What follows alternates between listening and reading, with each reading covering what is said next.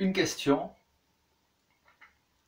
est-ce que quelqu'un qui est spécialiste en religion et qui manifeste à l'égard du christianisme une haine farouche peut devenir lui-même un défenseur de cette foi qu'il s'efforçait alors de détruire avec force et conviction? Y a-t-il une seule personne capable de transformer un tel personnage en disciple de Jésus-Christ? La réponse est simple, non. Aucun être humain n'est capable de transformer, de changer, de convaincre même quelqu'un qui a des idées très arrêtées et qui est persuadé d'être dans la vérité et qui a des arguments. Sauf un. Il y a une personne qui est capable d'intervenir, c'est Dieu, et c'est ce que je me propose de voir de manière succincte avec vous. Et je pense notamment ici à un homme qui s'appelait Saul de Tarse. Saul de Tarse était ce qu'on pourrait appeler aujourd'hui une pointure, un savant. Quelqu'un qui connaissait très bien les saintes écritures juives.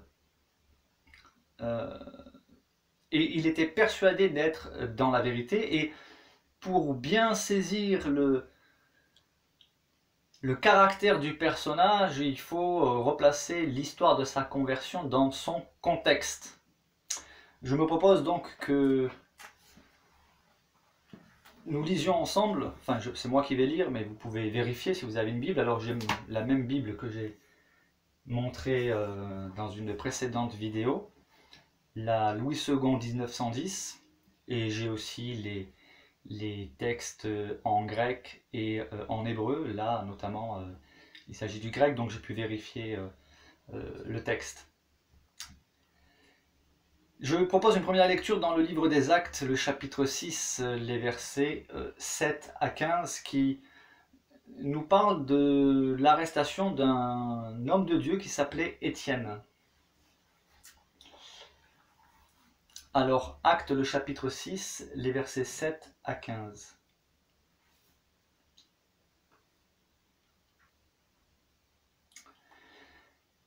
Voici le contexte. C'était donc bien après la crucifixion et la résurrection de Jésus. C'était les débuts de l'Église primitive, qu'on appelle. Voici ce qui se passait. La parole de Dieu se répandait de plus en plus. Le nombre des disciples augmentait beaucoup à Jérusalem, et une grande foule de sacrificateurs obéissait à la foi. Sous-entendu, à la foi chrétienne. Les sacrificateurs, ce sont ceux qui avaient la charge de faire les sacrifices. Étienne, donc cet homme, qui était un disciple de Jésus-Christ, un homme rempli de Saint-Esprit et de foi, Étienne, plein de grâce, c'est-à-dire plein de la faveur de Dieu, de la puissance de Dieu, de la miséricorde de Dieu, Étienne, plein de grâce et de puissance, faisait des prodiges et de grands miracles parmi le peuple. Je relève que d'ailleurs Étienne n'était pas un personnage qui se vantait des miracles que le Seigneur accomplissait au travers de lui. Quelques membres de la synagogue dite des affranchis, de celle des Cyrénéens et de celle des Alexandrins, avec des Juifs de Cilicie, donc ce sont différentes régions, je ne vais pas donner un cours de géographie, et d'Asie, se mirent à discuter avec lui. Mais ils ne pouvaient résister à sa sagesse et à l'esprit par lequel Étienne parlait. Et voyez-vous, il y a des personnes, lorsqu'elles n'arrivent pas à avoir des arguments suffisamment convaincants, lorsqu'elles ne peuvent pas résister à la sagesse d'un homme rempli du Saint-Esprit et de foi, voici ce que ça donne. Alors ils subornèrent des hommes qui dirent « Nous l'avons entendu proférer des paroles blasphématoires contre Moïse et contre Dieu. » Donc là, on arrive directement dans la calomnie. Il est important de vérifier les motivations qu'il y a dans notre cœur quand nous discutons avec d'autres croyants. Et vous avez des personnes qui sont de mauvaise foi, qui sont méchantes, qui sont animées de haine. Et c'était le cas des ennemis d'Étienne. Ils subornèrent des hommes qui dirent « Nous l'avons entendu proférer des paroles blasphématoires contre Moïse et contre Dieu. » Ils émurent le peuple les anciens et les scribes. Et se jetant sur lui, c'est-à-dire se jetant sur Étienne, ils le saisirent et l'emmenèrent au Sanhédrin, qui est le tribunal religieux, qui était le tribunal religieux de l'époque.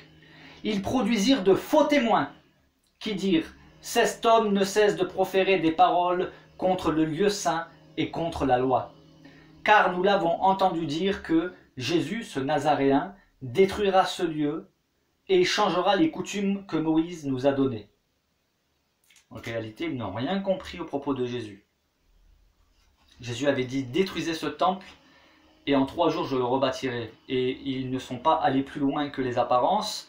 Ils pensaient que Jésus parlait du temple fabriqué de pierre, alors qu'il parlait du temple de son propre corps. Donc il avait annoncé sa mort et sa résurrection.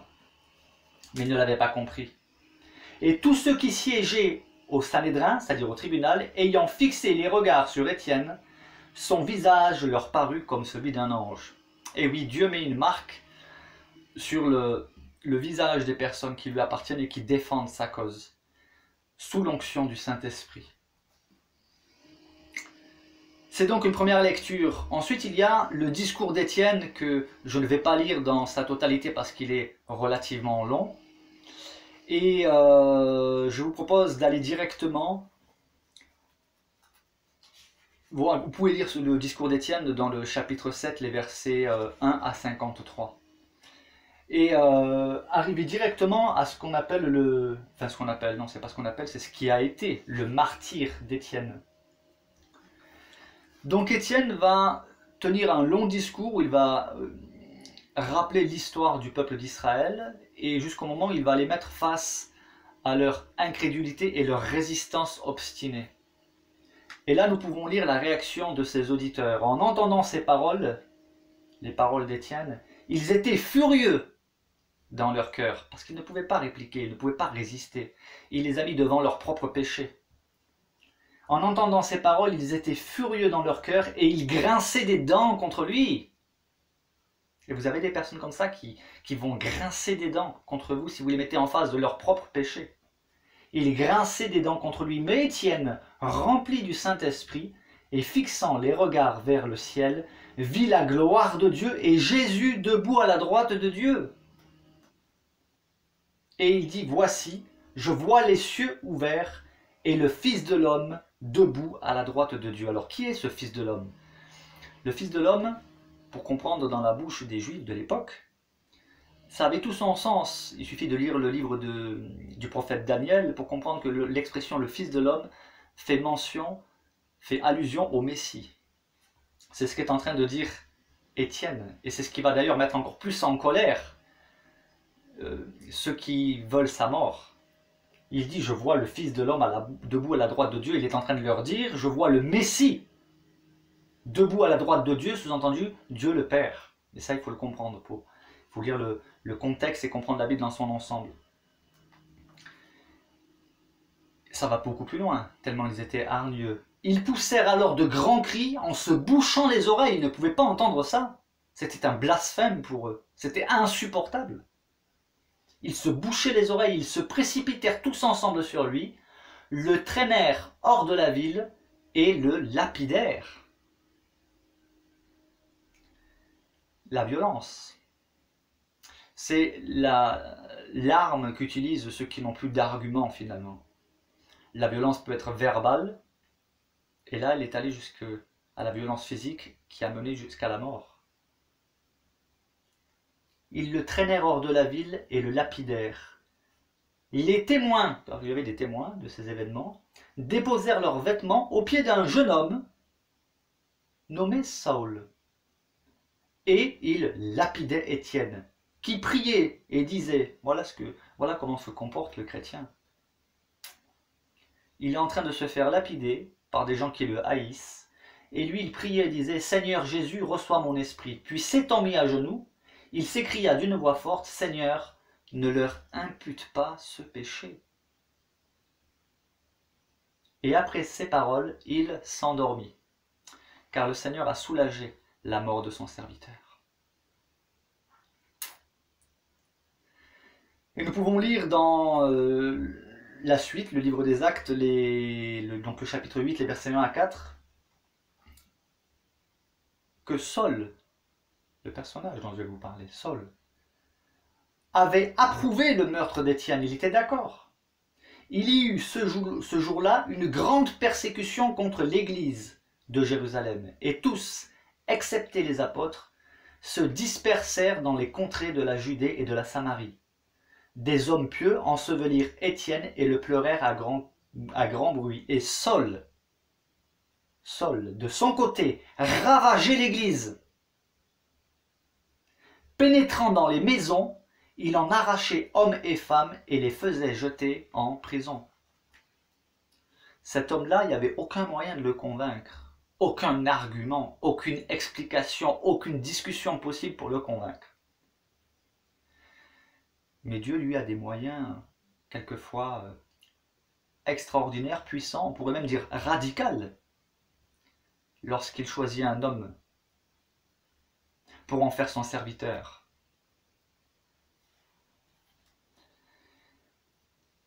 Venons-en à la conversion, justement, de Paul, maintenant. Parce que c'est bien de lui qu'il s'agit. Saul va devenir Paul. L'apôtre Paul, le grand apôtre Paul. Ne brûlons pas les étapes. Saul de Tarse. Le chapitre 9 du livre des Actes nous dit que Saul, respirant encore la menace et le meurtre contre les disciples du Seigneur, se rendit chez le souverain sacrificateur, c'est-à-dire c'est celui qui avait la charge, la responsabilité d'entrer une fois par an dans ce qu'on appelle le lieu très saint, pour offrir les sacrifices pour lui-même, mais aussi surtout pour le peuple. Donc il se rendit chez le souverain sacrificateur, la plus grande autorité religieuse qui soit. Et il lui demanda des lettres d'autorisation pour les synagogues de Damas, afin que s'il trouvait des partisans de la nouvelle doctrine, hommes ou femmes, il les amena liés à Jérusalem. La nouvelle doctrine, c'était ni plus ni moins que les enseignements de Jésus. Les enseignements révolutionnaires, extraordinaires de Jésus, qui posaient d'ailleurs problème à l'époque et qui posent encore problème aujourd'hui. Et on trouve tous les moyens possibles pour essayer de discréditer Jésus. Mais la parole de Dieu nous dit que nous n'avons pas de puissance contre la vérité, nous n'en avons que pour la vérité.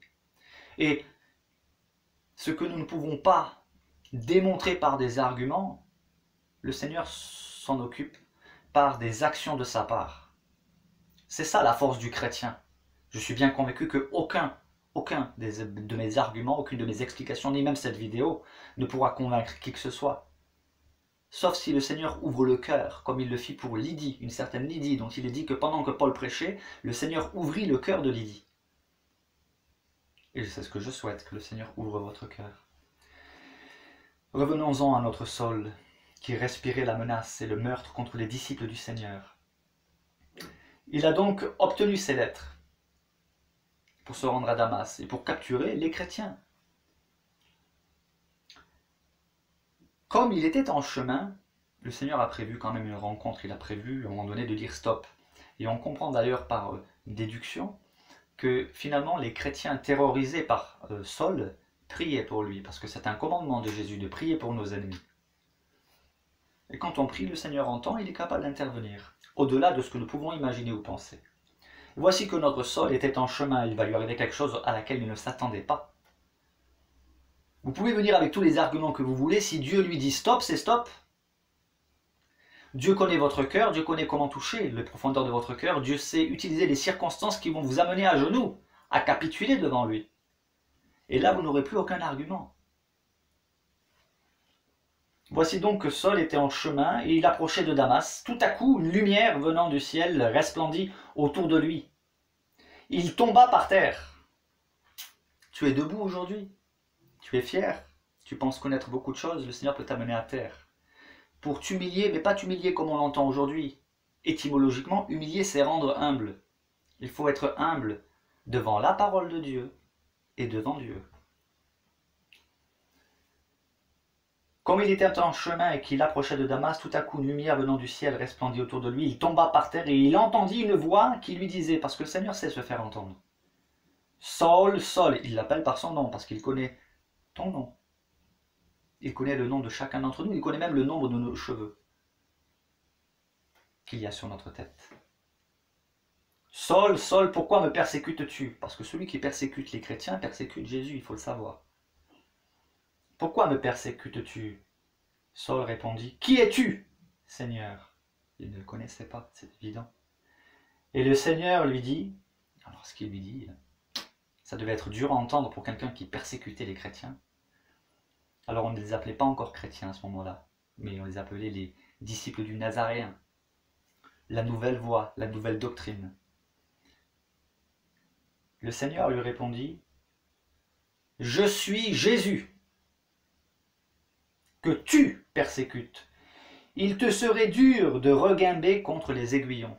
C'est-à-dire que tu ne peux pas faire face, tu ne peux pas revenir en arrière maintenant, avec ce qui se passe là. Cette rencontre personnelle que tu as avec moi, tu ne peux plus faire marche arrière. Tu ne pourras plus faire marche arrière d'ailleurs.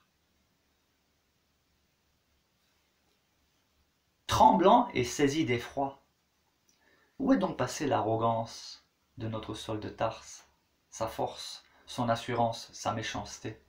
À ce moment-là, c'est lui qui tremble et qui est saisi d'effroi. Parce que vous voyez, certains disent, moi j'aimerais voir pour croire. Or, il s'avère que toutes les personnes qui ont rencontré Jésus, qui l'ont vu, je peux vous dire qu'elles n'en menaient pas large. Parce que c'est quand même une expérience à la limite traumatisante, parce que là on se trouve devant quelque chose de réel, de puissamment réel, d'extraordinairement réel, qui peut bouleverser toutes nos conceptions. Et même chez les chrétiens, lorsqu'ils ont vu des anges, si vous prenez dans le livre de l'Apocalypse ou dans l'Ancien Testament, Ézéchiel, Ésaïe, à chaque fois qu'ils ont vu un ange, ils étaient tremblants et saisis d'effroi. La confrontation avec le réel qui appartient au domaine céleste, c'est quand même quelque chose qui est troublant pour les êtres humains que nous sommes. Tremblant et saisi d'effroi, il dit, Seigneur, que veux-tu que je fasse? Ah, il a changé de disposition, notre Saul. Que veux-tu que je fasse? Et le Seigneur lui dit, lève-toi, entre dans la ville et on te dira ce que tu dois faire. Saul se releva de terre, et quoique ses yeux fussent ouverts, il ne voyait rien. On le prit par la main et on le conduisit à Damas. Il resta 3 jours sans voir, il ne mangea ni ne but. À présent, il est obligé, lui, d'être pris par la main. Son orgueil en a pris un coup. Mais Dieu a un plan, tout prévu, tout est prêt en fait. Voici ce que dit la suite du texte. Or, il y avait à Damas un disciple nommé Ananias. Le Seigneur lui dit dans une vision, Ananias. Il répondit, me voici, Seigneur. Et le Seigneur lui dit, lève-toi, va dans la rue qu'on appelle la droite, et cherche dans la maison de Judas, qui n'a rien à voir avec Judas Iscariote. Judas était un prénom très répandu à l'époque. Lève-toi, va dans la rue qu'on appelle la droite et cherche dans la maison de Judas un nommé Saul de Tarse. Le Seigneur sait exactement où tu es, de la même manière qu'il savait très bien où se trouvait Saul. Et il communique l'information à cet Ananias. Et il lui dit même ce que Paul est en train de faire. Enfin, il ne s'appelle pas encore Paul, c'est Saul. Le Seigneur Jésus dit à Ananias en vision, car il prie. Saul maintenant est en train de prier. Il prie et il a vu en vision un homme du nom d'Ananias. C'est-à-dire le Seigneur est en train de dire à Ananias que j'ai déjà prévenu Saul que tu allais venir le voir.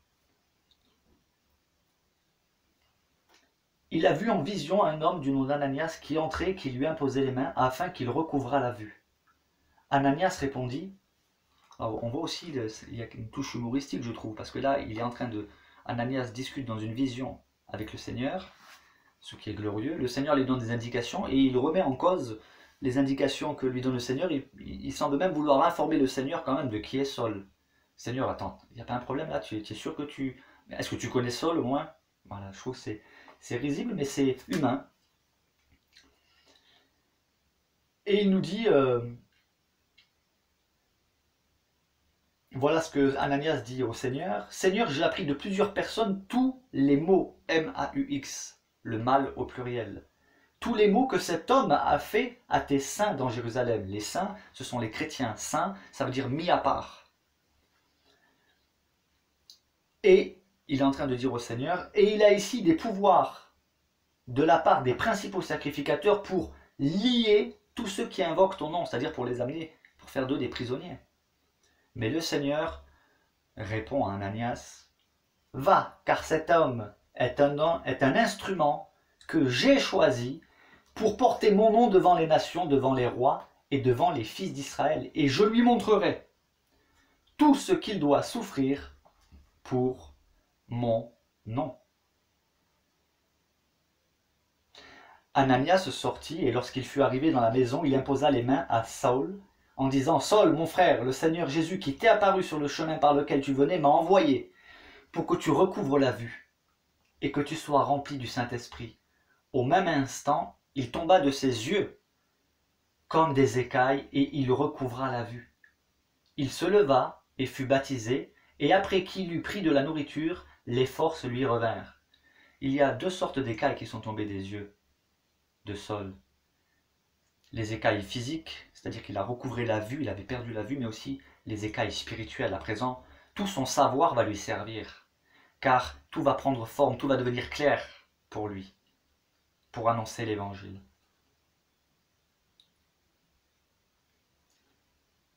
Et Saül resta quelques jours avec les disciples qui étaient à Damas. Et aussitôt, il prêcha dans les synagogues que Jésus est... Que Jésus est quoi? Le Fils de Dieu. Impensable autrefois.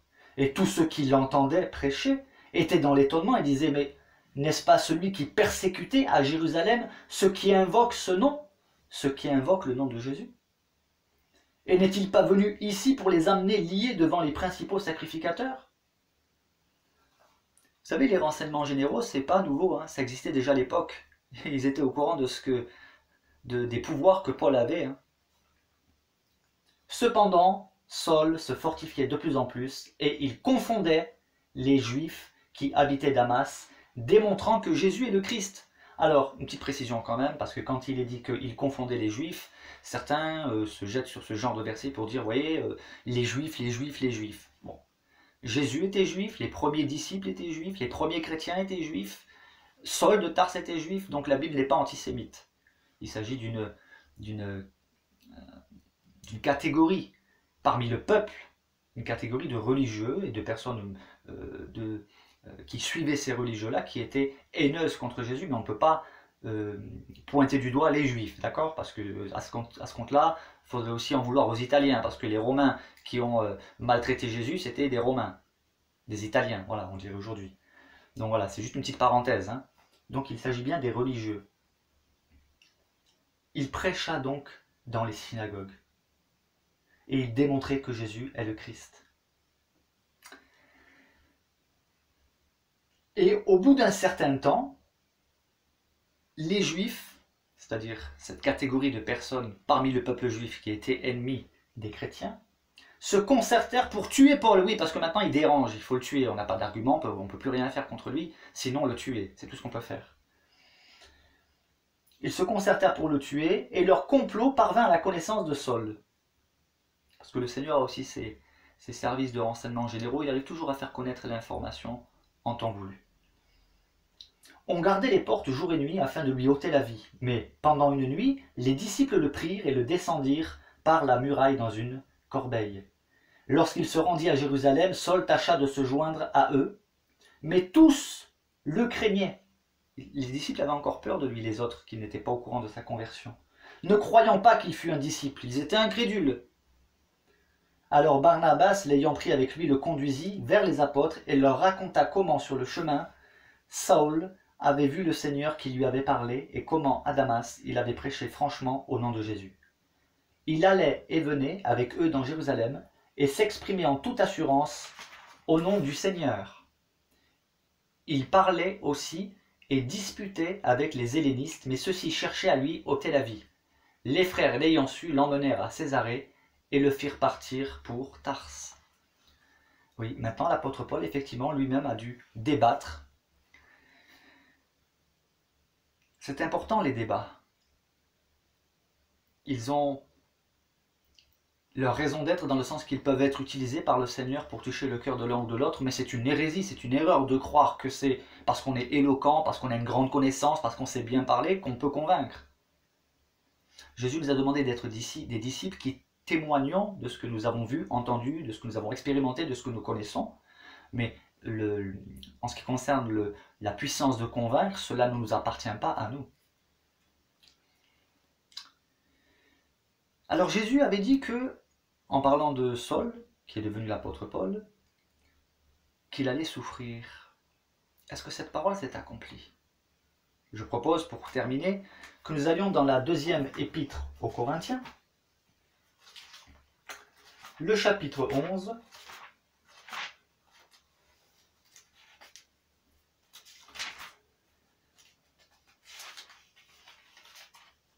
les versets 3 à 6. L'apôtre Paul écrit aux Corinthiens d'une église dans laquelle il y avait beaucoup de problèmes. Il leur écrit « Toutefois, de même que le serpent séduisit Ève par sa ruse, je crains que vos pensées ne se corrompent et ne se détournent de la simplicité à l'égard de Christ. Car si quelqu'un vient vous prêcher un autre Jésus que celui que nous avons prêché, ou si vous recevez un autre esprit que celui que vous avez reçu, ou un autre évangile que celui que vous avez reçu, vous le supportez fort bien. Or, j'estime que je n'ai été inférieur en rien à ces apôtres par excellence. » Parce qu'il y avait en fait des faux apôtres qui étaient des beaux parleurs et qui séduisaient les chrétiens de Corinthe. Il dit « Si je suis un ignorant sous le rapport du langage », il semblerait que l'apôtre Paul n'était pas spécialement éloquent par le verbe, mais plus par l'écrit. Mais il reconnaît, si je suis un ignorant, du moins à vos yeux, sous-entendu, sous le rapport du langage, je ne le suis point sous celui de la connaissance, car effectivement, Paul connaissait beaucoup de choses. Et nous l'avons montré parmi vous à tous égards, en toutes choses. Et allons un peu plus loin, à partir du verset 13. Il parle justement de ces faux apôtres. Il dit, ceux qui séduisaient les Corinthiens, « Ces hommes-là sont de faux apôtres, des ouvriers trompeurs, déguisés en apôtres de Christ. Et cela n'est pas étonnant, puisque Satan lui-même se déguise en ange de lumière. Il n'est donc pas étrange que ces ministres, ceux qui servent Satan, aussi se déguisent en ministres de la justice. Leur fin sera selon leurs œuvres. Je le répète, que personne ne me regarde comme un insensé, sinon recevez-moi comme un insensé, afin que moi aussi je me glorifie un peu. » L'apôtre Paul savait aussi utiliser une sorte d'humour presque ironique dans ses discours. Et vu qu'il a affaire à des personnes qui sont têtues, qui ne veulent pas entendre, alors il utilise leur propre langage. Il le dit d'ailleurs dans un autre texte où il dit « Je vous ai eu par ruse ». Une sainte ruse, une ruse selon Dieu, une ruse dans le but de sauver, d'interpeller. En fait, il s'agit d'une intelligence, une certaine forme d'intelligence. Et il dit, ce que je dis, avec l'assurance d'avoir sujet de me glorifier, je ne le dis pas selon le Seigneur, mais comme par folie. Puisqu'il en est plusieurs qui se glorifient selon la chair, je me glorifierai aussi. C'est-à-dire que là, il va leur montrer qu'il est capable de rentrer dans leur jeu, et il va les mettre face à leur propre manière de procéder. Car vous supportez volontiers les insensés, vous qui êtes sages. Il ironise une fois de plus. Si quelqu'un vous asservit, si quelqu'un vous dévore, si quelqu'un s'empare de vous, si quelqu'un est arrogant, si quelqu'un vous frappe au visage, vous le supportez. J'ai honte de le dire, nous avons montré de la faiblesse. Cependant, tout ce que peut oser quelqu'un, je parle en insensé, il dit, moi aussi je l'ose. Alors, en parlant de ces faux apôtres, il dit, sont-ils hébreux? Moi aussi. Sont-ils israélites? Moi aussi. Sont-ils de la postérité d'Abraham? Moi aussi. Sont-ils ministres de Christ? Je parle en homme qui extravague, c'est-à-dire je me mets à votre hauteur. Je le suis plus encore, par les travaux bien plus, par les coups bien plus, par les emprisonnements bien plus, souvent en danger de mort. 5 fois j'ai reçu des Juifs, 40 coups moins 1. C'était une coutume à l'époque, on estimait qu'à partir de 40 coups de fouet, la personne pouvait mourir. Alors ils avaient mis en place de donner seulement 39 coups, enfin seulement. On se comprend. Donc il dit 5 fois j'ai reçu des Juifs, 40 coups moins 1. 3 fois j'ai été battu de verge. 1 fois j'ai été lapidé. 3 fois j'ai fait naufrage. J'ai passé un jour et une nuit dans l'abîme, c'est-à-dire dans les profondeurs, dans les océans profonds plutôt. Fréquemment en voyage, j'ai été en péril sur les fleuves, en péril de la part des brigands, en péril de la part de ceux de ma nation, en péril de la part des païens, en péril dans les villes, en péril dans les déserts, en péril sur la mer, en péril parmi les faux frères. J'ai été dans le travail et dans la peine, exposé à de nombreuses veilles, à la faim et à la soif, à des jeûnes multipliés, au froid et à la nudité. Et sans parler d'autre chose, je suis assiégé chaque jour par les soucis que me donnent toutes les églises. Qui est faible, que je ne sois faible? Qui vient à tomber, que je ne brûle? S'il faut se glorifier, c'est de ma faiblesse que je me glorifierai. Dieu, qui est le Père du Seigneur Jésus, et qui est béni éternellement, sait que je ne mens point. À Damas, le gouverneur du roi Arétas faisait garder la ville des Damascéniens pour se saisir de moi. Mais on me descendit par une fenêtre dans une corbeille le long de la muraille, et j'échappais de leurs mains. Je pourrais encore continuer de nombreuses lectures. Alors, je sais que certains, parce qu'en lisant, bien sûr, je me rends compte du rebondissement que certains pourraient avoir, diraient, voyez, l'apôtre Paul lui-même dit que Jésus n'est pas Dieu, que Jésus est le Fils de Dieu le Père, mais qu'il n'est pas Dieu, etc. Or, là encore, ça pourrait faire le thème d'une autre vidéo. On remarquera que dans toutes les épîtres de Paul, de Pierre, de Jacques, etc., ils disent, lorsqu'ils se présentent, Paul, serviteur du Seigneur Jésus-Christ, déjà premièrement, et lorsqu'ils terminent leurs épîtres, très souvent, ils terminent en disant « Que la grâce et la paix vous soient données de la part de Dieu notre Père et du Seigneur Jésus-Christ. » Le Père, le Fils. La grâce et la paix, c'est soit Dieu, il n'y a que Dieu qui peut la donner. Dieu le Père et du Seigneur Jésus-Christ. Je pourrais faire une autre vidéo sur la divinité de Jésus-Christ, je ne vais pas sortir du thème de cette vidéo, qui était simplement de mettre en évidence que voilà, il y a des personnes qui peuvent connaître beaucoup de choses intellectuellement sur Dieu. C'était le cas de Saul, qui était un éminent savant des Saintes Écritures. On peut connaître beaucoup de choses sur Dieu, on peut parler de Dieu, mais il y a une différence entre connaître des choses sur Dieu, parler de Dieu et connaître Dieu. Et dans cette histoire de conversion, ce qui s'est passé, c'est que Paul a rencontré Dieu à travers son Fils, Jésus-Christ. Il a fait une expérience, et lorsqu'on fait ce genre d'expérience, là, il n'y a plus aucun argument. L'apôtre, enfin celui qui est devenu l'apôtre Paul, notre Saul de Tarse, n'a pas argumenté, et il en sera de même avec vous.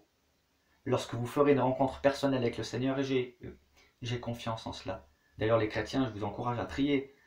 Vous savez, vous chrétiens, que nous, notre plus puissante arme, si je puis dire, entre guillemets, enfin la Bible dit que c'est une arme d'ailleurs, c'est de se tenir à genoux devant Dieu, dans la prière.